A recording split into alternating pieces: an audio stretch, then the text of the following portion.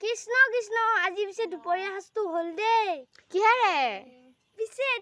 পিছে আজি এইটো কণীৰে হ'ল কি কৰিবা অমলেট কৰিবা নেকি আমলেটে কৰিব লাগিব ইমান মস্ত কণীটো তাকেতো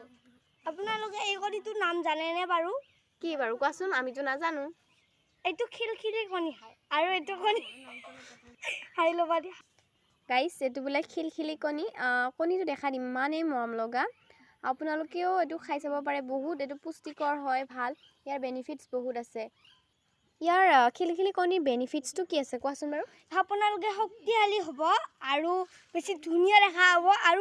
কিউট দেখা হ'ব বেছিকৈ আৰু ইমানে ধুনীয়া হ'ব আপোনালোকে ছোৱালী হ'লে ল'ৰাবিলাকে বেছি চাব ল'ৰা হ'লে ল'ৰাবিলাকে বেছিকৈ চাব নহয় ল'ৰা হ'লে ছোৱালীয়ে বেছিকৈ চাব মোৰ ভুলকৈ হৈছে ধন্যবাদ